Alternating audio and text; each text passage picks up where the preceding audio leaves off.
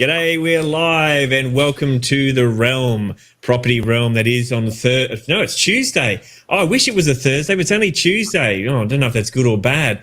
I guess it gives us more time to get stuff done in the week, but more time till the weekend. So it is Tuesday lunchtime in most of the states of this lovely fortress Australia in which we live. And today I'm joined with by the rest of the property realm team. Where are you? Come to the screen. Hey guys, how you going? Hello. Howdy. Hey. Wow, I can feel the energy today. It's going to be an amazing show. Maybe it was the comment about being close to the weekend and not close to the weekend has put them all out of whack. But today we're talking about making plans on the run. There you go. As you can see, if you couldn't already tell, that's the topic of the day, the big pink screen over my shoulder. And we related to that on the weekend on scribbles that went out. We send an email out every weekend. And if you don't get that, you should join our mailing list. So jump on our website. It's all scrolling at the bottom of the screen and go to propertyadvice.com.au and you can join us on our news and updates every week there and get notified of the show. And a big shout out to those that are watching right now. You can love us and share us. We love that sort of stuff. It helps everyone get the information they need to get. And if you're looking at us through Property Realm, the Facebook group, thank you to all our realmers there. We love interacting with you guys and the questions that come in Property Realm.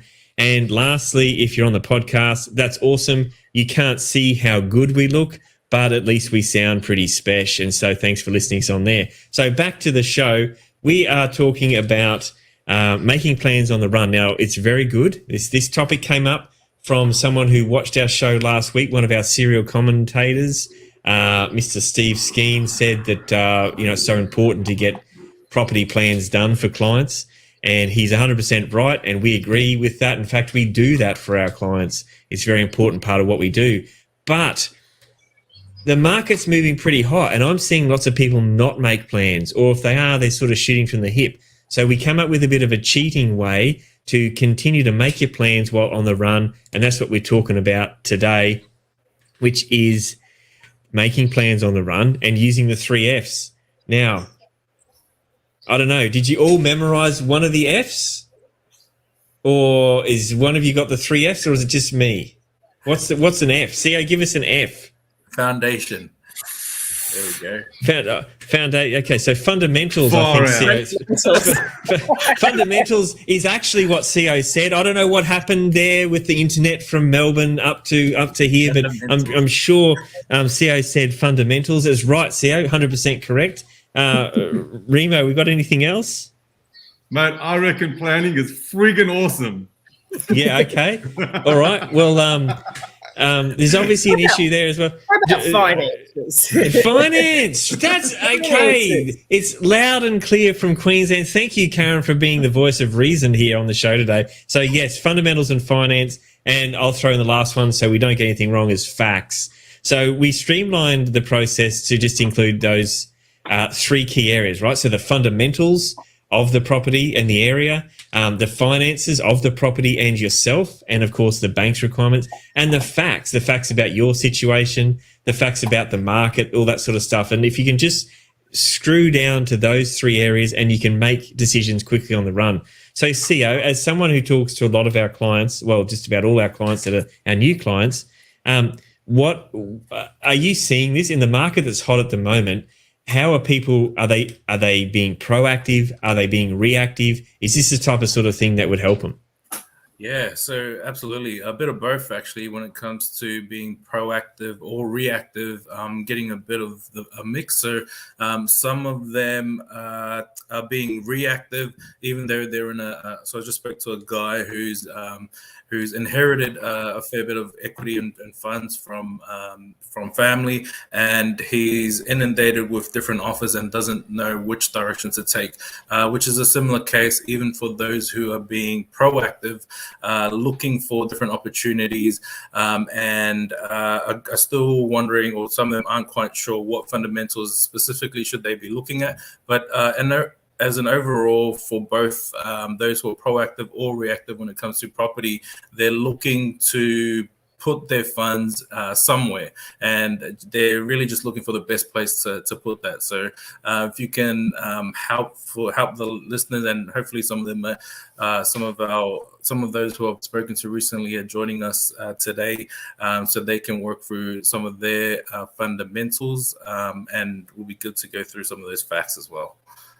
Yeah, no, that's good. So Remo, from the development side of things, I mean, the market is moving. It doesn't matter which market we're in, it all seems to be moving. Are you seeing, maybe not so much, let's talk about us, but are you seeing other people around on the Facebook lands and that? 'Cause I know you've commented to me a couple of times on perhaps some decisions that are being made on purchasing development sites or actions that are taken that you'd probably think that they should have planned a bit better? Yes, definitely. I see a lot of people sort of selling out at the moment. A lot of people that have made decisions prematurely. There are a lot of people that are getting into the market right now. Again, is it the right time? Is it the wrong time? I don't think that a lot of people are actually planning what they want to do. One of the biggest discussions that I'm having lately with people is what happens if the interest rate goes up again. Most of the people that I've spoken to, probably over the last 6 to 12 months, if the interest rates go up, can they afford what they've purchased? Probably not. A lot of them can't. So yeah, I think everybody's just, the market's hot. We've got this fear of missing out. People are just jumping in left, right, and center, really not planning ahead, and just hoping that, because the market's going up so quickly, they can get in, wait for the market to increase over 6 to 12 months and then sell. So it's just hot sales going on at the moment. But should things slow down and market change a bit and the interest rate go up, yeah, I think that we're going to see a lot of people, well, certainly a lot of the people that I've spoken to over the last 6 to 12 months, a lot of those people will be in trouble. On the Facebook side of things, a lot of the people that I'm speaking to on Facebook are really not so much in that market of not preparing. Everybody's sort of asking really good questions and trying to put themselves in a position to make sure that they're planning for what's, for what's to come. So I think there's a bit of both. More so people over the phone not planning, people on Facebook planning. So yeah, it's very interesting. Yeah, okay, that is interesting. So Karen, you deal a lot with agents and sort of some of those, the dirty behind the scenes stuff that goes on in real estate. So are agents, I mean, they don't always have to plan for the market, right? But I mean, are they taking it for granted right now? Are they just absolutely, do they have a clue what's going on? Is it just free for all? How are you finding most agents in terms of you dealing with them? They're laughing all the way to the bank at the moment, because any property they get, they're selling within days, if not 1 or 2 weeks at the most. But the big problem is they can't get properties. So I've got friends who've, every couple of days, there's an agent knocking at the door. One turned up with an expensive bottle of wine for them just to try and get them to sell their house, which they're not ready to sell. So you find often in this time it's when agents all go off and start their own agency, because everything's just so easy. You can sell anything at the moment. But I think they're going to start finding what they are now. They can't get stock. You can't get stock, you don't make money. And yeah, at the moment, even a bad agent can do really well at the moment in this sort of market. So they're living it up at the moment, but I think they're going to find maybe in a year or two that, or even now, some of them are starting to realize that, well, if you don't have stock, then you don't earn money. And as easy as it is to sell a house, you still need to have houses to sell. And it's just very, very, especially up here in Southeast Queensland, it's very, very hard to get anything. I'm constantly getting stuff in my letterbox going, hey, I can sell your house. I can sell your house. That's right. Yeah. And look, and so that's it. So, I mean, agents are just shooting from the hip mostly. And as Karen said, I mean, if they're there and they're starting up agencies, which is exactly the same point in the last cycle we saw that, I can go and do it better. I don't need to pay my Ray White franchisee. I'll go and be my own agent. That's what they're doing. So what that means is there's a whole bunch of rush in the market. And the reason I wanted to talk to Karen about the agents was because that affects us as buyers when we're going to deal with buying a property, because we deal with an agent, right? So if the agent is run off their feet, and if they're simply just, oh, well, look, if you don't want to buy this, I've got these 6 other guys over here that are going to buy it and they're going to pay more. Well, then this is the sort of thing that is going on in the current market, right? So it's okay for a market to be either a buyer's or a seller's market or a neutral market. It's okay as long as you're acting accordingly, right? And it goes like this. So I had a conversation with a couple of clients yesterday. It was a really good conversation. They're really pretty clear about what they want to do. And the comments came out in the sense of, well, how do we not overpay in the current market, right? So, you know we want to buy something, but if everything's being overpriced or there's too many people bidding, how do we not overpay in the current market? And the answer is simply, well, firstly, is it a principal place of residence or an investment, right? And the reason there's a difference is because under a principal place of residence, well, you've got to live somewhere, so you've got to make that call, right?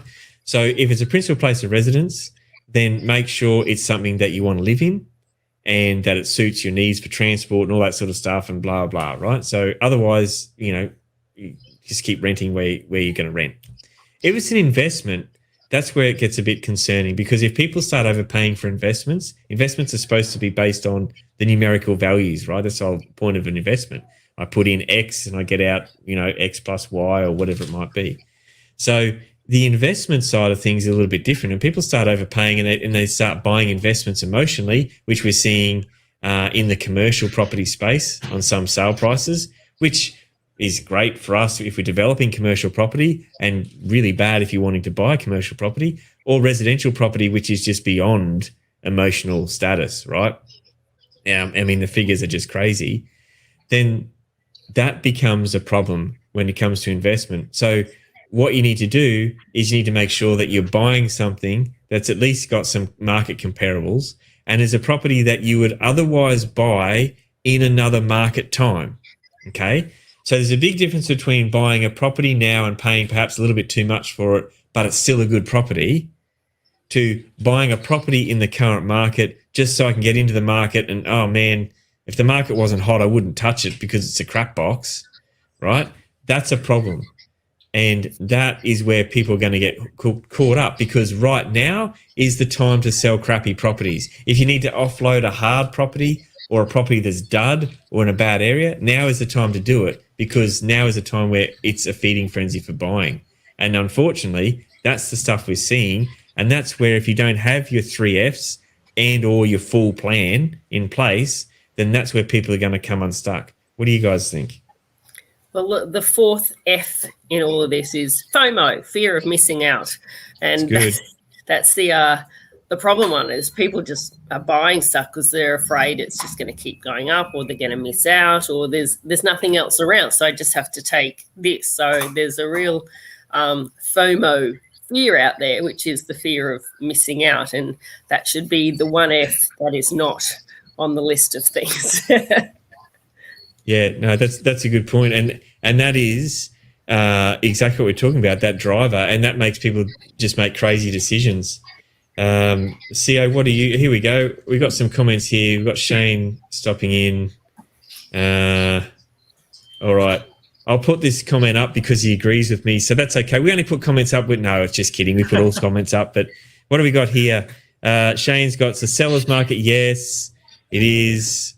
Okay, so Shane's building capital and waiting for the bubble to burst to pull back and become a buyer's market. Well, that's a good point. See, and this is a classic example of someone who I've talked to Shane, and he's like, oh, Scotty, you're the guru, you know about property, but you don't need to know about property. You need to have a plan, and Shane's got a plan, right? And then he can adjust his plan on the way. So even if it takes 5 years, he's not worried. His 5th F is fail the plan. Well, that's it. So my 3 Fs has now grown to 4 to 5 Fs. So see if we can, how many Fs we can get by the end of the show. But that's a really good point there by Shane. And the failing to plan is that whole plan to fail thing. CO?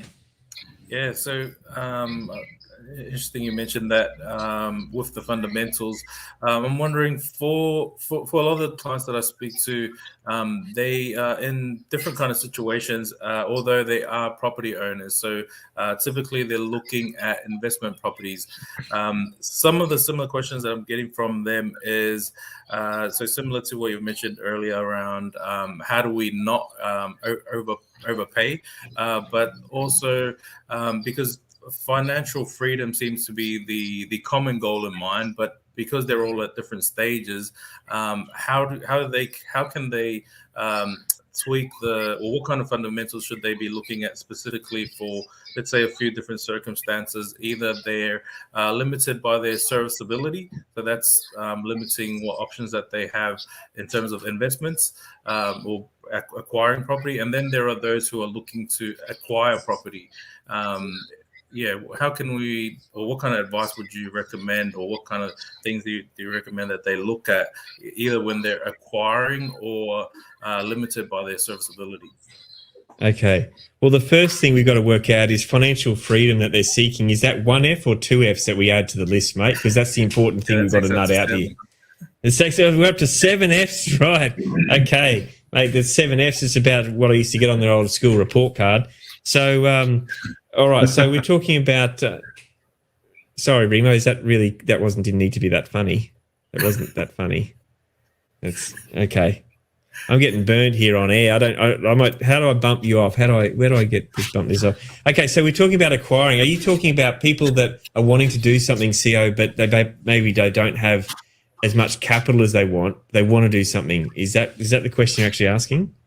So there's two common situations that I find property owners at. They're either, number one, they've already got a bit of a property portfolio, but they're limited by their serviceability, so they're limited as to what they can acquire, and they're looking at different options. Then there are those who want to acquire. That's part of their plan, but both have financial freedom as the overall goal that they're moving towards. They're just at different stages. So how do the fundamentals apply for the person that's looking to acquire versus the person that's limited in serviceability, so they can't acquire and are probably looking to take out equity and go into property development, things like that? So are the ones with limited serviceability? So that's the property owners, and the ones looking to acquire. Do they have good serviceability? The ones that are looking to acquire. Yes. So they're only limited by they've hit their serviceability cap. Yeah. Okay. All right. And the new ones that want to buy, are they hit their serviceability cap or not? No. Okay. So they're good. So you're saying there's two different scenarios. The one is they've got property and they have limited serviceability because of the bank's requirements and all that sort of stuff.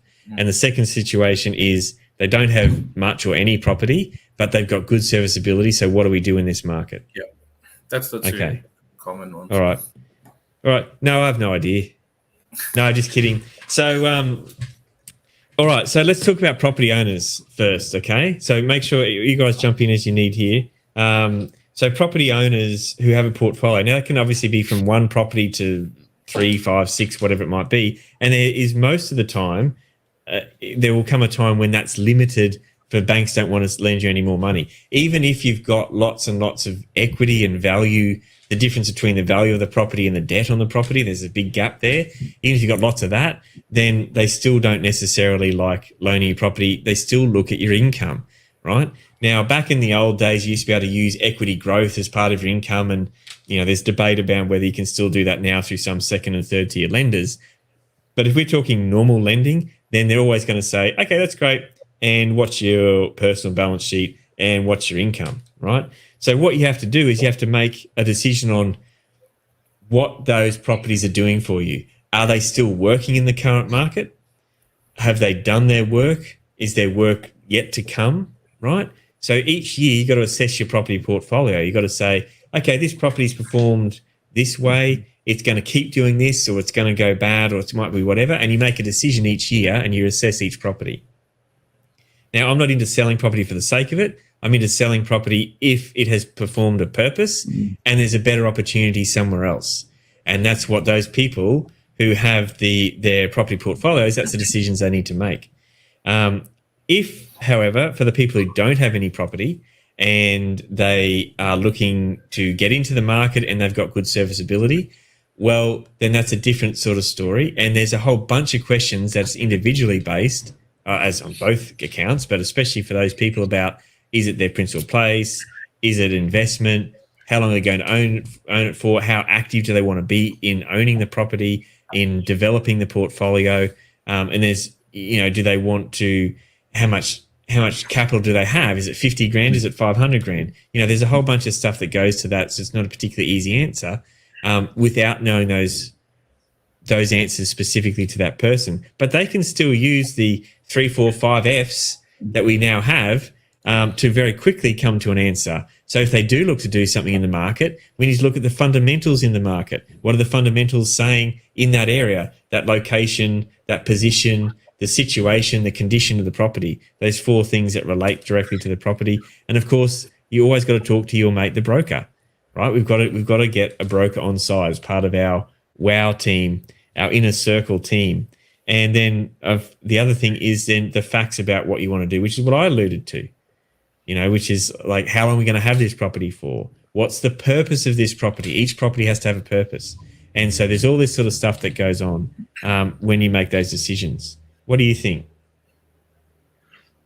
If I can jump in there, Matt, I agree with you. I think, again, a lot of people, it's actually a very simple process. The thing that you and I always do is we always reverse engineer. So we look at the end goal and then reverse engineer everything back. Now, you can put a plan in place and start from the front going forwards, but we all know you can only connect the dots looking back, right? So you've got to figure out what the end goal is. You can go and decide from the get-go, you just want to go and buy a block of land, build a house, get some passive income. But are there better opportunities out there to help you fulfill your goal quicker? Or are there better opportunities out there to actually over exceed with what you're wanting to achieve? Yes, there are. So that's why I'm saying reverse engineering is always key, in my opinion anyway. So figure out exactly what it is you want to achieve, whether it's financial freedom. And again, everybody's financial freedom is different. Some people might be happy with $100,000 passive income a year. A lot of people might want 500. Some people might want $1 million passive income every year. So you've got to figure out what that end goal is. Then you've got to take the step back from there and go, well, what are my options on the table? What are the different strategies that I can use? And then start reverse engineering backwards from there. Strategy number 1, 2, 3, and 4, completely different strategies. One might be to buy and hold. One might to buy and develop block of land. One might to buy an existing an existing house. One might be to buy a couple of units or some light industrial, whatever it might be. But then each one of those are going to be contingent on how much money can I actually put in to get myself going. So you might find if you find that what your outcome is and start working backwards, you can actually start putting a plan in place. So buying a house buying a block of land and building a house or duplex on there might not be your immediate goal. What you might need to do is go and buy yourself an established house that's generating a good income. Putting as much as you can towards that every month. So you might not have a huge deposit at the start, but you might be able to pay $500 or $1,000 off on that property. And depending on where you're buying, there might be some capital growth right there, right? So as soon as you get it, there might be some capital growth. So you might have to start off at this point and then work your way to a place where you have enough passive income or equity, or you might sell that property. As you said, once a property serves its purpose, if it's not serving that purpose and there's a better opportunity elsewhere, get rid of that and then take that money and invest it into something that's going to give you a substantial return or a much bigger return or serve a different purpose. So that's my point. I think, getting to a place, you've got to look at everything that's on the table, and something might not be what you're looking for or what you might be ready for right now, but it could be in 12 months' time. But you have to start, and you've got to start somewhere. And I think a lot of people at the moment feel like they're being crippled. It's like, I want to do something, but I just don't know what to do. I don't know where to get started. I don't know who to speak to. I'm taking this guy advice. This guy's telling me something completely different. It all starts with you. So, you know, figuring out what the different strategies are, and mate, go to the bank, go to a broker and say, or financial plan and say, this is what I want to achieve. Get some help. Go to the experts and say, you know, these are my goals. What can I afford to do right now? And then just take that first step. And if it is just education that you can afford right now, because education's free, all of the information that we speak of is free on the internet. So it just means sacrificing a little bit of time to go and educate yourself and start there, and then get that process rolling. But if you constantly feel like you're being, you're crippled and you don't know where to start, well, you're never going to get moving forward. So get that plan in place, figure out what the big goal is, and then reverse engineer that whole thing back to the point where you can go, okay, right now it is a property, or it is a house, or it is whatever it might be, or it is education. So anyway, that's my thought process anyway. No, that's good. That's good, mate. And look, and Shane liked as well. He said that he liked reverse engineering. Thought it was a good idea. And I had a mate who always used to tell me you have to start with the end in mind. And a big shout out to Wayne, who had his birthday on the weekend. And I don't know how old he turns. Like, how old is Wayne, Karen? Like 93 now? I don't know how old Wayne is. But hopefully he listens to this. 91. He's only 91. It's just a few years ahead of Remo. So well, that's it. So hopefully we've been helpful today on using we start at 3 Fs. We're up to a lot more Fs than that now, but it is still important. Even though things are moving quickly, we've got to remember that we don't want to buy a dog if you're trying to buy a property, right? If you want to buy a dog, then go and buy a dog. But if you're looking to buy a property and end up with a dog, that's a problem. And you want to make sure that you're buying something that you would otherwise buy in the market. You're not buying just for the sake of it. And the sake of marking and that FOMO is a big problem that we're starting to see. Obviously, you won't see it through our clients because that's not how we do things, and we do everything with a plan, but we're definitely seeing that in the market, and the stories that I hear from my real estate mates kind of just, I don't know whether to laugh or cry, right? So any other final parting comments there, CO, before we have to call it a day? No, just that from what you've shared, yourself and Remo relates to what a lot of the action takers are doing in regards to the people that we're working with. So they have the goal in mind, they're taking actions, they're speaking to their broker, and in some cases what they want they're not ready for at the moment, or they're limited to it, so they can only do what they can do based on what's available to them at the moment. So thanks, guys. Awesome. Yeah, Shane. that's good. Yeah, Shane's in there saying keep up the great work, enjoying our lunchtime chats. Well, on that note, I think Shane made a good point earlier on, and that we're up to our 10th F. How many Fs are we up to now? Which is lunchtime and food. So I think that's quite an appropriate way to end the show today. Thank you very much, Property Realm team, for joining me. It's been fantastic, and thanks for Shane and others for their comments. It's been really good. And we're here every Tuesday lunchtime for Property Realm. And if you don't know where to find us, then look for us on Facebook and look for the Property Realm Australia page. It's a group, and come and join the group and get involved. Have a great amount of information going backwards and forwards there. All our shows are broadcast straight into the group, and you get notified when that happens. So that's a good place for you to look and to find us. And we'd love to know some questions and comments for upcoming shows. And we always write about them on the weekend as well in detail. So those are the sort of things that we offer in the Property Realm group. And I think it's a pretty good offering because it costs you all of $0 to join. And, coming from a professional buyer's agent such as myself, anything like that that's a free bargain is a good deal indeed. All right, thanks for watching and listening to us today. I'm Scotty North, the host of Property Realm, and we'll see you next Tuesday at lunchtime. Till then.